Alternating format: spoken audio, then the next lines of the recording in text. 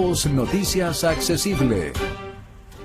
¿Qué tal? ¿Cómo están? Les damos la bienvenida a la entrevista del domingo de Portavoz Noticias. Hoy vamos a hablar con José Antonio Cast, es candidato presidencial, ¿verdad? Ex militante de la UDI. Podríamos decir muchas cosas, pero antes que todo queremos darle las gracias por venir a conversar con nosotros, José Antonio, porque usted ha pedido venir a conversar con las regiones de nuestro país. Así es, y de hecho estoy recorriendo Chile entero. Llevamos junto a un equipo 175 comunas de las 345 que tiene 175 comunas, casi la mitad del país. La mitad del país más o menos en comunas, y seguimos avanzando. De hecho, sigo circulando semana tras semana en distintas comunas y ha sido una experiencia bien increíble, porque uno como diputado, yo como integrante de la UDI por mucho tiempo, como candidato presidencial, como concejal de Buin, recorrí muchas comunas a lo largo de todo Chile, pero nunca ataré a recorrer las 345 comunas una por una. Ya. Bueno, José Antonio Cast ha querido conversar con las regiones de nuestro país, así que le vamos a preguntar de descentralización, desarrollo económico, respeto al medio ambiente, zonas de sacrificio, ¿le parece? Pero también vamos a hablar un poquito de política, de contingencia y un poco de su vida familiar. Yo creo que pocas personas saben detalles, bueno, en la candidatura presidencial se comentaron, pero detalles más de familia. Usted tiene 9 hermanos, son 10, ¿verdad? Éramos 10. Sus papás llegaron en la década del 50 desde Alemania. Así es, como inmigrante con 2 hijos, Bárbara, Miguel y Bárbara. Ya los 2 murieron, murió otra hermana más, así que de los 10 quedamos 7. 10 hermanos y usted era el más chico. Yo soy el menor, sí. Sobreviví a los padres, no solamente naturales, sino que a los padres hermanos. Eso implica ser regalón también, ¿no? De muchos. Sí, porque además la diferencia de edad era bastante. Yo siempre que salía con mi hermano mayor pasaba por el hijo de él. Y me decían, mira, tenés un hijo. No, es mi hermano. Claro, y los papás a uno lo cuidaban más porque claramente los hermanos siempre se reían o jugaban con el más chico, así que la protección materna fue fundamental en mi vida, en buena, sí. Y algo de mañas también, porque siempre en la casa al más chico lo sentaban al lado de la mamá, y la mamá se preocupaba de que el más chico comiera, pero como yo era literalmente el concho, por ejemplo, llegaban los huevos fritos y a mí me dejaban comerme la yema nomás. Nunca me gustaron las claras de los huevos. Después ya de grande sí. Así que tenía harto permiso de regaloneo materno.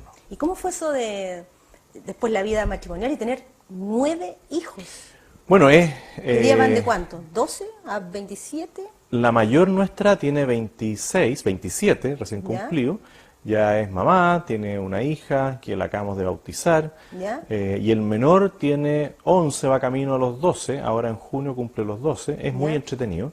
Además fuimos papás bastante jóvenes, a los 25, yo a los 24. ¿Estaban estudiando Derecho en la Católica? No, habíamos egresado, yo hice todo el periodo final bastante rápido para poder casarme, ir a pedirle a mi suegro, oiga suegro me quiero casar, y me dijo ya, pero ¿y el título?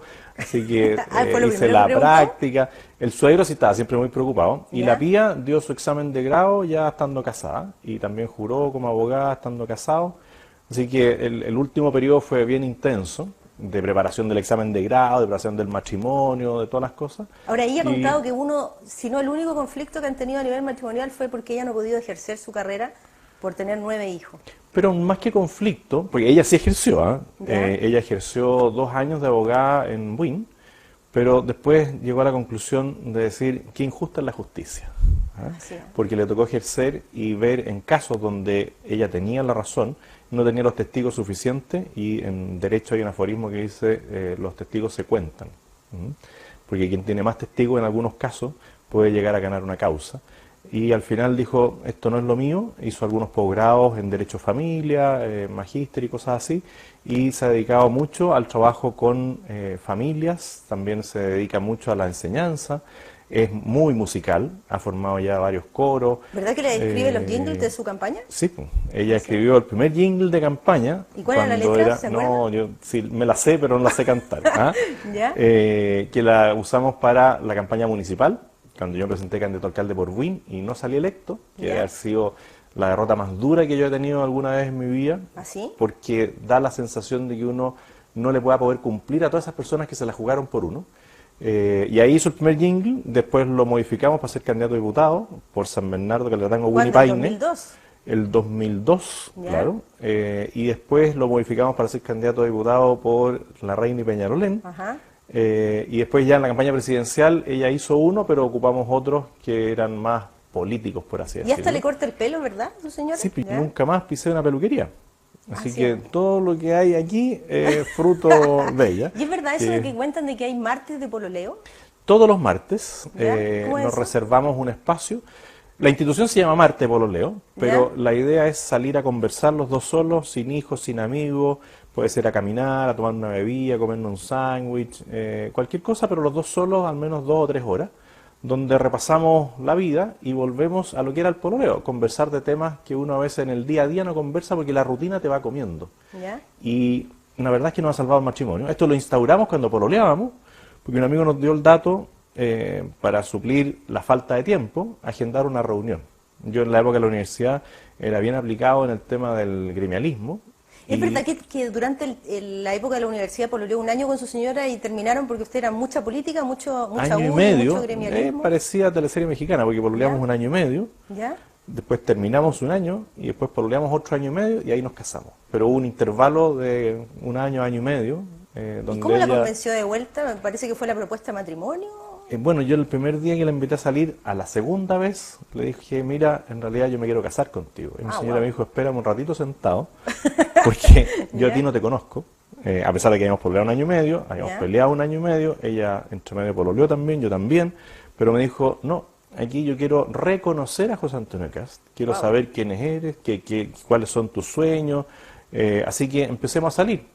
Igual que en El Principito, me dijo, mira, cuando el Principito va y trata de hacerse amigo del lobo, del zorro, perdón, y le dice, tú tienes que venir todos los días a la misma hora para que yo esté seguro de que tú vas a venir todos los días a la misma hora, y así vamos generando un lazo de amistad.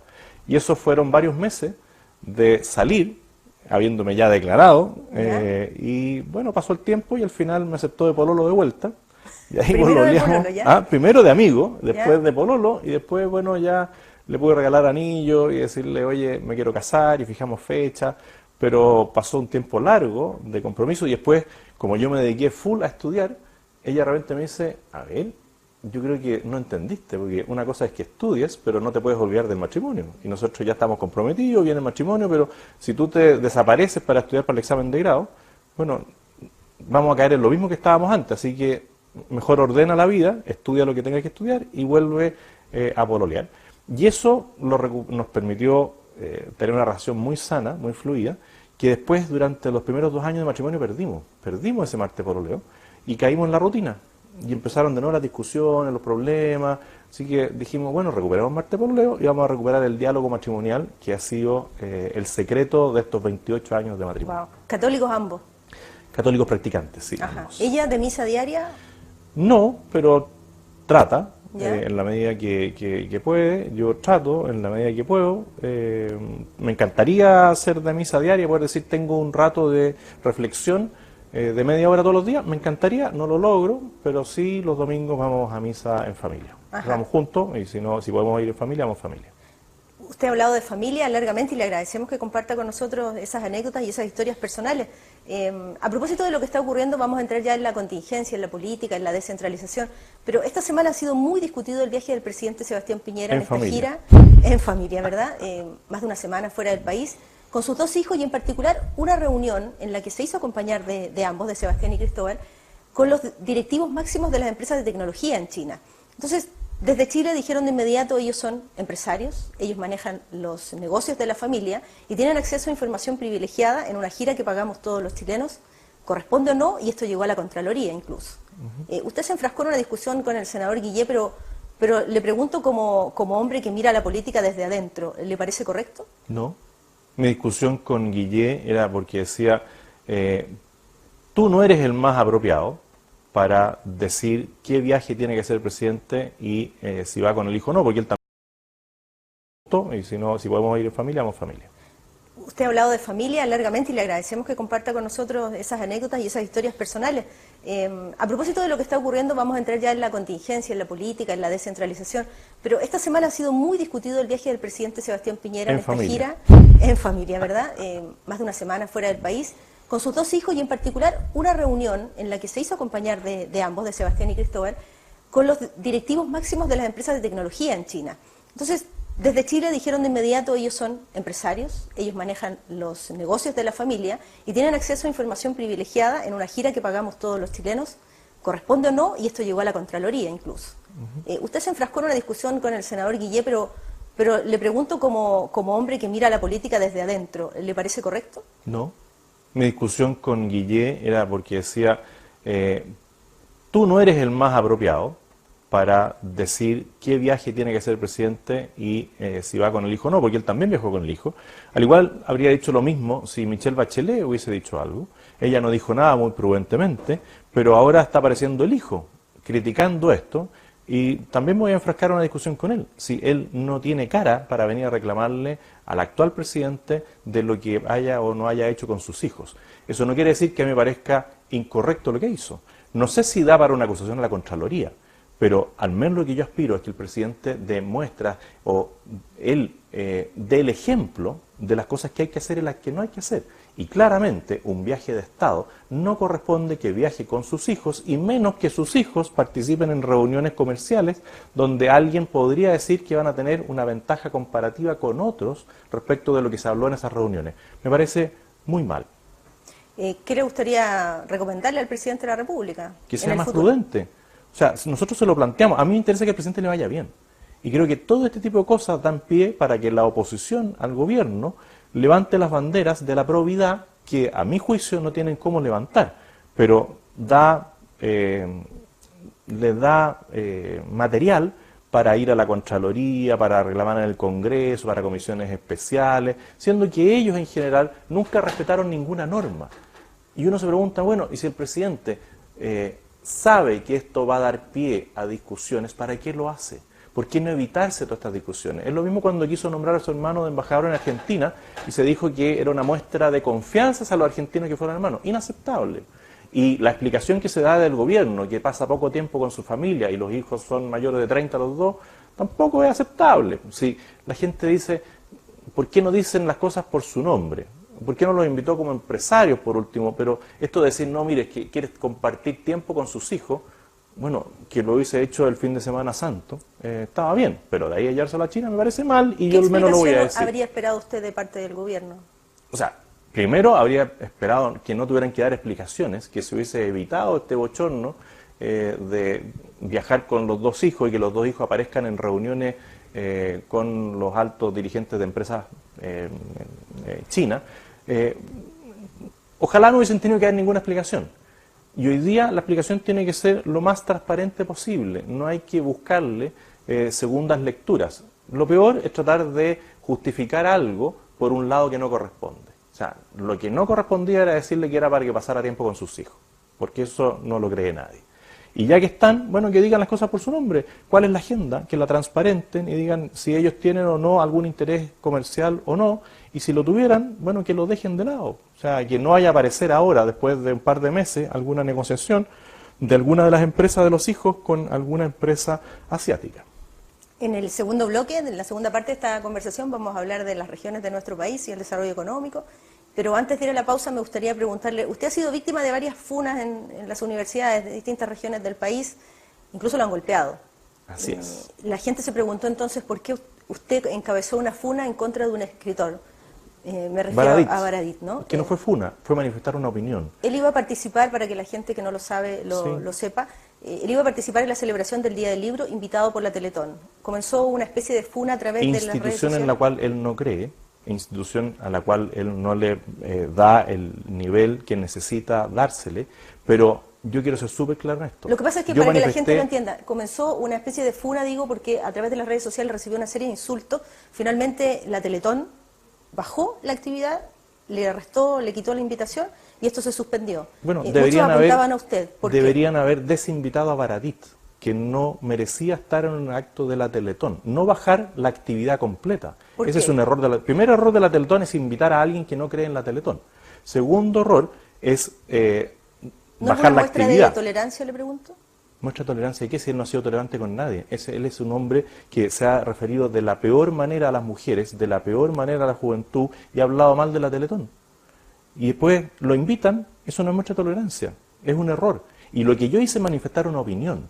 Yo jamás he dicho, vamos a funar a este señor en el acto tal o cual, vamos a manifestar nuestro descontento. No, yo digo, es un error que lo hayan hecho. De ahí para antes, esto ya se había generado bastante antes, cuando la Teletón lo invita, ya en las redes sociales había un malestar respecto de que lo hubiesen invitado a él. Y yo lo que digo, me parece absolutamente inapropiado que inviten a esta persona a exponer en la Teletón. Yo no puedo dejar de manifestar mi opinión. Cosa distinta es lo que hace en general la izquierda, que usa la violencia verbal y física para agredirme y motivan a las personas a ir a los actos. Cosa distinta es lo que trataron de hacer algunos con el aniversario de Acción Republicana, que celebró un año. Y, por ejemplo, la página web Los Difamadores decía: los fachos, tales y cuales, van a celebrar su aniversario a tal hora, tal día, en tal lugar. Les dejo esto aquí.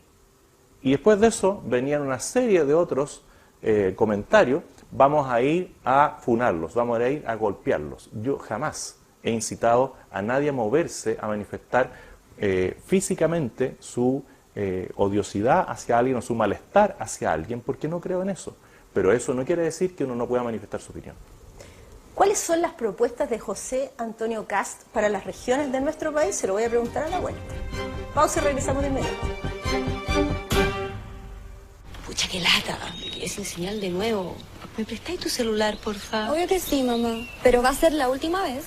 Porque te compro un regalo. Una gran señal para mamá. Sorpréndela con un Huawei P Smart 2019 en 12 cuotas sin interés de 12,740 pesos con el plan de 45 gigas y redes sociales libres. Entel.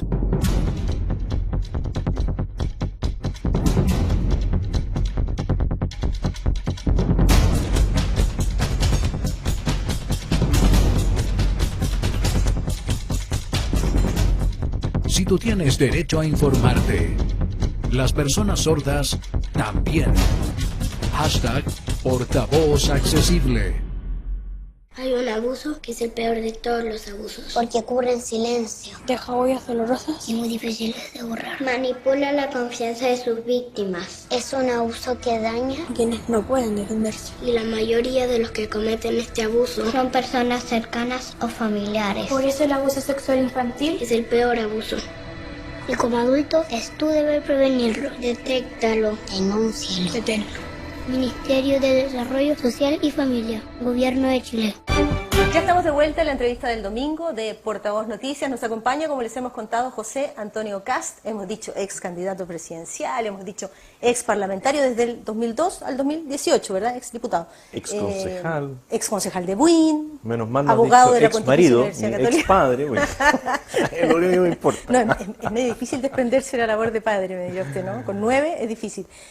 ¿Usted diría que el presidente Piñera ha sido un presidente regionalista, descentralizador? ¿Cuál es su evaluación al respecto? Yo creo que se ha preocupado bastante por las regiones, ha tenido hartos recorridos por las zonas, le ha dado prioridad a ciertos proyectos, pero el programa, al menos que nosotros planteamos, le da mucho más énfasis al tema regional. Por ejemplo, el tema tributario, nosotros hablábamos de regiones francas, francas en la primera región, Arica, Parinacota, en la región de Aysén y en la región de Magallanes, porque claramente son regiones extremas que requieren un trato diferenciado.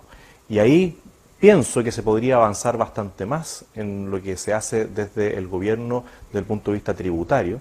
Y también... Hoy se discute una reforma de modernización tributaria, hoy se discute el 1% para las regiones, se discute, ¿se podrá hacer o no establecer una ley de rentas regionales? ¿Cuál es su opinión al respecto? Oye, yo iría en el tiempo desarrollando la posibilidad de que cada región pudiera definir sus impuestos. Ahora que vienen las elecciones de los gobernadores regionales, creo que uno debería apuntar a que las regiones pudieran tener algún grado de libertad en decir qué cantidad de impuestos quieren cobrar. Eso sería una innovación tremenda, pero pensando de aquí a 10, 15 años. Todo lo que se dice muchas veces que se va a hacer y que va a mejorar las regiones, no pasa. Ahí estaba el royalty minero, que se dijo que se iba a hacer aquí, que iba a ser la gran promoción de las regiones. Finalmente, muchas de esas cosas no se dan. Cuando se hace el fondo espejo del Transantiago, dice con eso nosotros vamos a mejorar la condición del transporte en las regiones, y vemos a veces las ciclovías enanas que se construían, o vemos que todos los paraderos micro eran iguales en todas partes. Claramente sigue primando la mirada santiaguina o centralizadora, y dentro de las regiones también hay un centralismo, porque si nosotros vemos, por ejemplo, la octava región, bueno, se concentra mucho en el centro urbano de Concepción, o si miramos la 10ª región, se concentra mucho en Puerto Montt. Por lo tanto, también hay que realizar una descentralización dentro de las mismas regiones. ¿Y qué medidas cambiarían la historia a su juicio? A ver, primero el tema de las zonas extremas, darle un tratamiento especial a esas 3 regiones, creo que es fundamental. Después buscar proyectos país, pero que sean importantes para las regiones. Es decir, ¿cuáles son los proyectos más importantes, por ejemplo, para Coquimbo, La Serena, toda esa zona? El agua es fundamental, o Copiapó, Vallenar, el agua es fundamental. El norte de nuestro país, la larga el sequía. norte chico que se le llama. Bueno, ¿dónde están los proyectos de embalsamiento de agua? No solamente en grandes embalses, sino en pequeños y medianos embalses para tener agua para la agricultura y agua para las ciudades. ¿Dónde están las obras de trabajo en las desalinizadoras? Por ejemplo, en Concepción, ¿por qué no pensar en el nuevo dique para Asmar?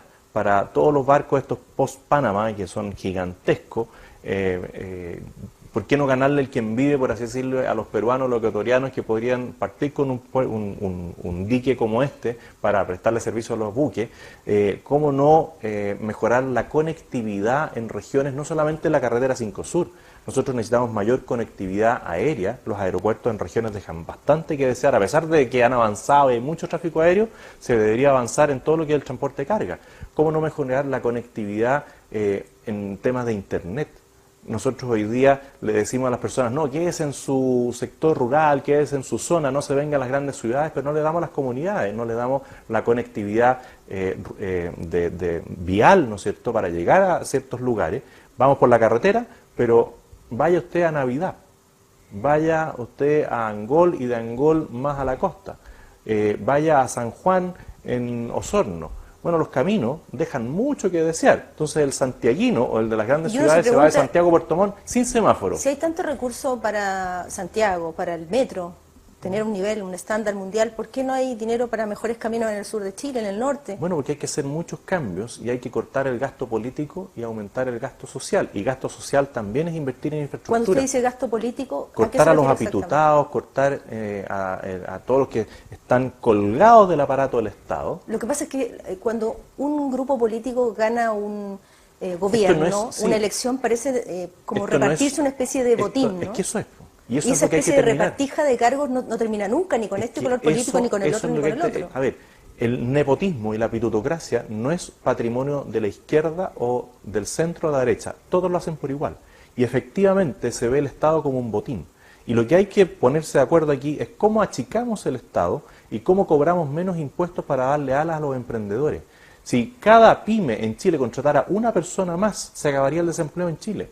Pero los pymes hoy día, para pasar la barrera de impuesto interno, para pasar las barreras sanitarias, para pasar las barreras laborales, es imposible que despeguen, porque todos son trabas para los pymes. Y nosotros, ¿qué decimos? Simplifiquemos el Estado, un Estado necesario para administrar, para controlar, pero no un Estado que empiece a hacerle imposible la vida a los emprendedores. ¿Por qué cree usted que la economía no ha despegado? El presidente llegó con la promesa, el presidente Piñera, de tiempos mejores. Sin embargo, han sido muy débiles los números de nuestra economía en lo que va de este año. Y el empleo no se dispara, no se alza. Y todo lo contrario, la gente ve que las regiones, fábricas importantísimas se han ido cerrando y por lo tanto puestos de trabajo se han extinguido. Bueno, hay un tema que es importante, pero no es lo fundamental, es que el gobierno no tiene mayoría parlamentaria. Ahora, eso lo sabía desde el yo lo tengo minuto claro, de la elección. Y sabiéndolo, nosotros teníamos que dar señales distintas. Por ejemplo, ahora el ministro Blumel dio una buena señal al decir que van a ir eliminando todas las normas en desuso. Sean leyes, decretos o reglamentos, todo lo que no se está ocupando se va a eliminar. Porque muchas veces la autoridad a nivel sectorial dice, no, es que el reglamento tanto, el decreto tanto, dice tal cosa. Y no se ha ocupado nunca, y solamente es fortalecer lo que es la desconfianza en el emprendedor. Por lo tanto, si eliminamos eso... Votando eso a la basura, pero la gente se preguntará, ¿y dónde están las grandes reformas que prometió el presidente Piñera? Bueno, la reforma tributaria no es una gran reforma. Yo habría mandado una reforma tributaria de verdad. ¿Qué le falta a esta reforma? Todo.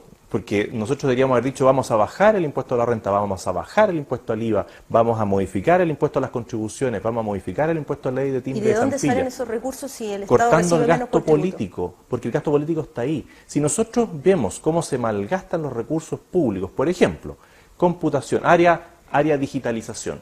Hoy día no tenemos un Estado digitalizado, pero lo que se gasta en programas de computación son cifras astronómicas. Lo que se gasta en hardware, que es cambiar los computadores por computadoras nuevas, son cifras altísimas. ¿Y no es ¿Quién necesario en los controla tiempos eso? que corren? No, porque es necesario actualizarlo, pero usarlo. Si yo compro software para aplicarlos en un ministerio y compro 100 licencias, pero tengo solo 2 funcionarios que los usan, ¿qué pasa con las otras 98 licencias? ¿Por qué se pagaron? Es decir, ¿usted cree que hay una especie como de arreglina en Total, definitiva? total. ¿Y no han terminado en este gobierno? Es que cuesta mucho ir cerrando las brechas por donde se filtran los recursos, pero tiene que haber una actitud, un carácter, donde el gobierno diga, al próximo que pille comprando licencias que no se vayan a usar, le voy a poner un sumario, lo voy a calificar mal, lo voy a sacar del Estado. Y esa limpieza hay que hacerla. ¿Y esa limpieza alcanza para compensar lo que no ingresaría por tributo, por impuestos? En gran parte sí, en gran parte, porque son muchos recursos los mal destinados, pero nosotros deberíamos plantear la salida al menos de 25.000 funcionarios públicos que no están haciendo, al menos, porque no están haciendo nada útil para los chilenos. Nosotros deberíamos transformar el Transantiago, nosotros planteamos terminar con el Transantiago. Y además es un círculo virtuoso cuando uno baja los impuestos, sube el crecimiento, porque sube el emprendimiento. Cuando uno achica el Estado, mejora la igualdad entre las personas, porque hemos sacado de todos los países de la OCDE, en la medida que aumentan los impuestos, crece menos el país. En la medida que hay un Estado más grande, hay más desigualdad. ¿Dónde están, a su juicio, le pregunto, las oportunidades de desarrollo de Chile? Nosotros miramos, por ejemplo, hacia Magallanes y vemos Isla Riesco, ¿verdad? Vemos explosiones, tronaduras, pero explotación de carbón. Y decimos, estamos en el siglo XXI. Pero allá están preocupados por los puestos de trabajo que se podrían perder si eso se cerrara. Entonces, ¿dónde está el equilibrio entre desarrollo económico y respeto al medio ambiente? Yo conozco la zona. Dentro de los recorridos que hice por Chile, recorrí todas las comunas menos Puerto Williams. Si se explota el carbón es porque hoy día todavía es comercializable. Entonces, se dice, estamos en una era tecnológica y hemos avanzado mucho en la energía solar, y eso es muy bueno. Mucho más rápido de lo que alguien se podría imaginar, porque hoy día nosotros podríamos incluso abastecer nuestros hogares con la energía solar. Y ahí también uno diría, bueno, el gobierno tiene que avanzar en esto, y lo está haciendo. El Ministerio de la Vivienda tiene varios programas para poder autogenerar energía para los hogares. Y el tema es que nosotros hoy día, en distintas materias, podríamos avanzar más de lo que se está haciendo, pero se requiere, de nuevo, mucho más carácter para poder hacer esas cosas. ¿Dónde está la oportunidad de desarrollo, por ejemplo, para las zonas extremas del país? Bueno, la conectividad digital es fundamental. La conectividad en transporte marítimo, en transporte aéreo es fundamental. Nosotros no podemos imaginarnos hoy día, la gente hoy día no se imagina que tú no puedes llegar en auto por Chile a Coyhaique. Porque había un parque de un señor Tompkins, que es muy bien, que se resguarde, ¿no es cierto?, el medio ambiente, pero no puede ser que estemos partidos en Chile por la mitad y que no se pueda hacer un camino. Ese camino ya debería estar hecho. Y nosotros también lo planteamos. En este gobierno, cualquiera hubiese sido el color, tiene que haber al menos una huella para que en el próximo gobierno se construya un camino real. El desarrollo de todo Chile pasa mucho por los servicios, por el desarrollo de la tecnología, de la ciencia. Nosotros tenemos ahí un campo enorme, pero necesitamos mejorar nuestra calidad de la educación. Y yo creo que la ministra Cubillo está haciendo una gran labor en educación. Necesitamos mejorar nuestro nivel de inglés. O sea, si queremos abrirnos al mundo, ojalá todos los niños que egresan de cuarto medio sepan hablar inglés. Y no está haciendo así. Por lo tanto, tenemos un mundo abierto para los servicios que están ahí y tenemos ventajas comparativas por el tipo de personas que hoy día están en Chile y no lo estamos aprovechando. Hace casi un año el presidente Sebastián Piñera en Naciones Unidas, en la Asamblea General en Nueva York, se comprometió a poner fin a este, no sé si bien o mal llamado, concepto de zonas de sacrificio. En Quintero, Puchuncaví, Coronel nos están viendo y saben muy bien de qué estamos hablando. Estamos hablando también, por ejemplo, de los estudiantes de Atacama, de Copiapó, que pero no sé ya cuántos años, 3 años por lo menos, la gente que nos está viendo lo sabe, han tenido que salir de su colegio con intoxicaciones por fuga de gases, y ya 3 años todavía no tienen ni siquiera diagnóstico de dónde vienen. Entonces, cuando uno habla de ese Chile, parece que no cayese en terreno fértil porque las autoridades no prestan oído o no hay soluciones. Lo que pasa es que esto viene por muchas décadas. O sea, el tema de Puchuncaví de Quintero, tú puedes ver literatura de los años 70, 60, donde ya había dramas de contaminación. ¿Y quién va a cambiar esa historia? ¿Quién va a hacer algo? Es la pregunta. Hay que ir paso a paso, porque si alguien promete que lo va a solucionar, la alternativa es o cerramos todas las empresas o nos llevamos a toda la gente. Y ninguna de las soluciones es automáticamente viable. O sea, ¿Y cuál yo es no la puedo. ecuación entonces? La ecuación es primero controlar que las empresas estén cumpliendo con las normas medioambientales. Y eso se puede hacer bastante más efectivo de lo que quizás se está haciendo ahora, porque el tema Puchuncaví Quintero pasa por momentos, por etapas, y hay momentos en que la política a lo mejor no está bien evaluada y se levanta el tema y después se deja caer. Y uno se pregunta, ¿y por qué fue tema durante 3, 4 meses y después dejó de ser tema? Porque ya no hay contaminación, porque ya no hay activistas, porque ya a los medios de comunicación no les interesa. Bueno, hay que ver cuál es el factor, pero sí las personas tienen que estar preocupadas de que las autoridades, ya sea la autoridad de salud, las autoridades medioambientales, las autoridades que tengan alguna relación con el tema del trabajo, sigan atentos a lo que está ocurriendo ahí. Y eso es gran responsabilidad de la autoridad de la Intendencia, que es el representante del gobierno en la quinta región, y habría que seguirle y monitorear qué está haciendo el intendente para mantener esto. Hay que preguntarle a la ministra de Medio Ambiente si no estará dedicada demasiado a la COP25, más que a ver que realmente se solucione el problema de Quintero y Puchuncaví, porque vamos a tener la PEC y al mes vamos a tener la COP25. Y era necesario que nosotros hiciéramos la COP25 en Chile. Yo al menos manifesté mi opinión en contrario. Hoy día ya no hay nada que hacer. Viene. Pero ¿cuántos recursos nos vamos a gastar en eso? El gobierno dice 35 millones. Yo creo que va a ser el doble. Claro, yo creo que va a ser el doble. Y esos 35 millones de dólares, ¿no habría sido mejor invertirlo en las zonas de sacrificio? Yo creo que sí. Porque además a nivel mundial nosotros somos los que menos contaminamos. Entonces nosotros aquí vamos a traer a todo el mundo, va a decir lo que tienen que hacer, ¿nos van a hacer caso? Bueno, ojalá. Pero claramente el uso de los recursos en países como el nuestro hay que optimizarlos. El gasto social tiene que ser efectivo. No solamente estar en un papelito diciendo, mira, hicimos esto. No, en la realidad la gente lo sigue pasando mal. Tenemos que hacer la última pausa, ya estamos de vuelta, no se vayan porque todavía nos quedan cosas interesantes por conversar con José Antonio Kast. Estamos de vuelta en la última parte de la entrevista del domingo de Portavoz Noticias. Queremos darle las gracias nuevamente a José Antonio Kast por estar con nosotros. Le preguntaba los grandes pecados del presidente en materia de regiones y quiero llevarlo a la Araucanía. ¿Hay ahí alguno de los pecados? Total, los olvidos yo estaba de pensando, aprovechando la pausa, y le habría puesto nombre, y le habría puesto Mattison, Mayol, como pecados del gobierno haber sacado al primer intendente que tuvieron en Magallanes, Cristian Mattison, y haber sacado también al intendente Mayol en la Araucanía. Ahí hay una deuda pendiente con las víctimas del terrorismo en la Araucanía que no se ha solucionado, y que el gobierno no enfrenta como corresponde. ¿Cómo debería enfrentarlo el gobierno? Primero haciendo que se vuelva a recuperar el Estado de Derecho. Y el Estado de Derecho, algunos dicen, no, es que usted quiere militarizar la zona. El Estado de Derecho es que impuestos internos, el SAC, INDAP, la Inspección del Trabajo, todos los organismos públicos puedan recorrer la zona entera sin verse amenazados en su integridad física o en los bienes del Estado. Y eso hoy día no ocurre. Hoy día yo invitaría al director nacional de impuestos internos a que vaya a Temucuicui. Que entren, a ver si lo dejan. Como el censo, ¿no? Le van a quemar el auto. Entonces eso no es Estado de Derecho. Usted dice hay terrorismo. ¿De parte Sí. de quién? De los terroristas. ¿Quiénes? Y los terroristas no tienen, es que los terroristas, aquí no hay que pisar el palito, porque algunos dicen, no, el conflicto mapuche es el que genera el terrorismo. No, si los terroristas son unos pocos desalmados que actúan sobre seguro y que no tienen patria, no tienen nación, son apátridas, porque lo que hacen es destruir la patria.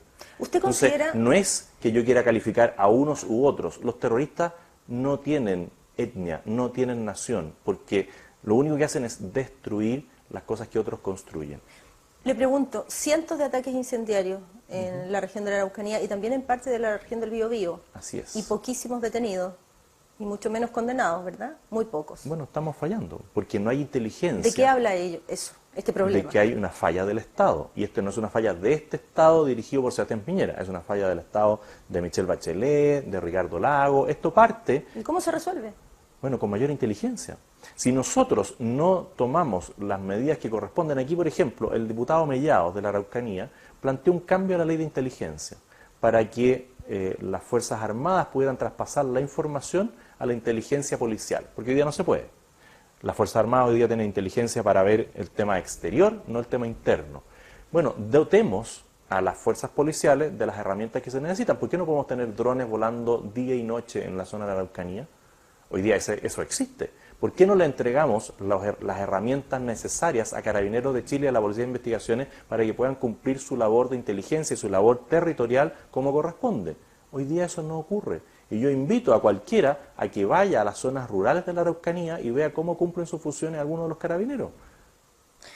Quiero llevarlo a temas valóricos. Usted es un hombre de derecho, ¿no? Usted es abogado de la Universidad Católica. Así es. ¿Usted cree que todas las personas tienen iguales derechos? Sí. ¿Por qué Todos nacemos iguales en derechos. ¿Por qué dos personas del mismo sexo no pueden casarse? No pueden acceder al matrimonio. Porque eso afecta a terceros. Y así ¿A quién también, afecta? en el caso del matrimonio, afecta, por ejemplo, si ese matrimonio después quiere dar el paso adicional de adoptar, bueno, afecta a un tercero que es un niño. Y el niño tiene el derecho a tener padre y madre, no dos madres o dos padres. ¿Por qué no? Porque la educación, y nace, a ver, partamos de lo más básico. ¿De dónde nace un niño? ¿Cómo se genera una vida? ¿Entre dos mujeres? ¿Entre dos hombres? ¿O entre un hombre y una mujer? Lo que pasa es que la tecnología le ganó la mano, ¿no?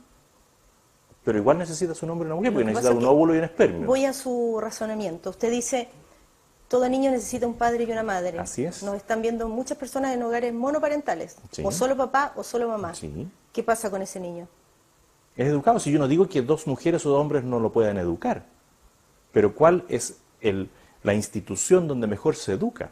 Yo tengo que aspirar a darle el mejor entorno a un niño. Yo tengo claro que existen madres solteras, tengo claro que existen padres que crían a sus hijos, tengo claro que existen abuelos que crían a sus nietos, Por ejemplo, y tengo claro que hay dos mujeres que pueden educar al hijo de una, o dos hombres que pueden educar al hijo de otro, y sale todo perfecto, y sale bien, porque yo conozco hombres que viven su vida en pareja homosexual y han criado un niño y eso ha funcionado bien. Lo conozco. Entonces, le pregunto de nuevo. Pero otra cosa es que yo lo haga por ley y diga por ley ahora va a ser lo mismo una unión entre dos hombres que una unión cambia entre la ley? una mujer y un hombre. ¿Qué cambia la ley? Si usted dice que Incluso los las hechos prioridades, se puede. incluso, sí, los hechos ocurren. ¿Y entonces por qué no la ley alguien, hacerse cargo de una realidad? porque cuando tú tú quieres transformar eso en algo que la ley permite para todos, ya no estás haciendo cargo de una realidad, estás imponiéndolo. Y es lo que ocurre muchas veces cuando se pone, por ejemplo, el tema de los niños abandonados en el Sename. Y se dice, si existiera ley de adopción homoparental, o sea, existiera matrimonio homosexual y exigiera la adopción de dos hombres, esto se acabaría. Y eso es mentira, porque en Estados Unidos, donde existe la ley de matrimonio civil entre dos hombres o dos mujeres, no se han acabado los niños del Sename. Entonces, ¿en qué queda su principio? Usted dice, sí, yo creo que hombres, mujeres, todos los seres humanos son iguales. Sí. Pero ¿en qué queda ese principio entonces? vuelvo a insistir, de acuerdo a la naturaleza de las cosas. Dos mujeres, aunque tú me digas la tecnología le ha ganado a la vida, no es así. Porque ¿No? salvo que sea la clonación, y podríamos entrar en la discusión de la clonación, tú me sigues refiero necesitando, a que dos hombres, dos mujeres sigues necesitando una mujer. pueden acceder a tener un hijo de otra manera, ¿De porque cuál? la tecnología ¿De cuál? se lo permite. ¿Pero de bueno, cuál podríamos hablar de todos los tratamientos que se utilizan. Pero pongamos uno. Pero yo no Pongamos quiero uno entrar que a no los sea la tratamientos, clonación. a lo que quiero entrar es al derecho que tienen las personas, porque lo he escuchado hablar de dictadura gay. Así Me parece es. que el término dictadura es un poco Es que fuerte. cuando tú ves lo que hace el lobby gay y espera a las autoridades a la salida de cualquier oficina pública y los empieza a presionar y empieza a usar las redes sociales y las autoridades empiezan a perder la libertad, para mí eso termina siendo una especie de dictadura porque le imponen a la fuerza a otras personas la resolución de un tema. Y como tenemos autoridades que no decirle tienen a alguien- carácter y no saben, no se atreven a decirle no a las personas y empieza toda una discusión, Sí, pero bueno, para quiero mí se convierte en preguntárselo una al revés dictadura. y decirle a alguien, usted no tiene el derecho de casarse, no es imponerle a una persona una situación ¿Y por qué no le puedo decir contraria a incluso a la ley que Porque dice que somos lo todos que pasa iguales? es que detrás del matrimonio o detrás de la unión de dos personas van surgiendo derechos que afectan a terceros. Por lo tanto, aquí, si yo digo, miren, ¿saben qué más da lo mismo? Y va a ser igual el matrimonio el matrimonio entre una mujer que el matrimonio entre dos hombres, se van desprendiendo derechos y se va cambiando el sentido común y la realidad de las cosas. Porque por ley yo voy a empezar a imponerle a otros algo que por la naturaleza dada por cada uno de los seres humanos no viene.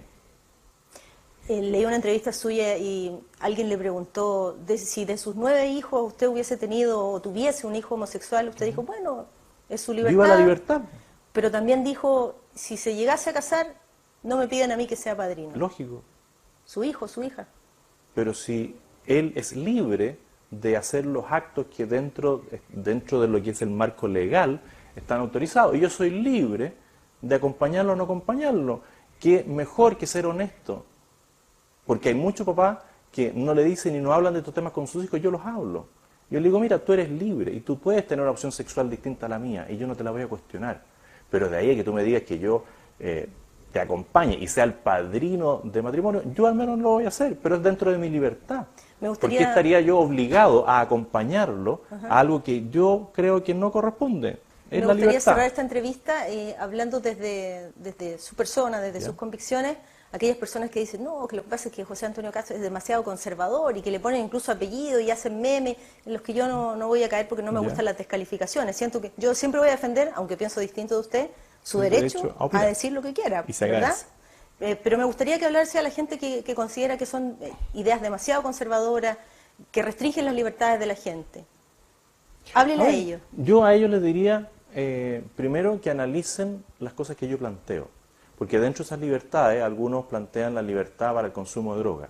Yo no planteo y no lo voy a plantear jamás el tema del uso libre de las drogas. Yo planteo la defensa de la vida desde la concepción hasta la muerte natural. Y hay otros que son partidarios del aborto libre. Bueno, yo no tengo problema en discutir, en conversar con ellos.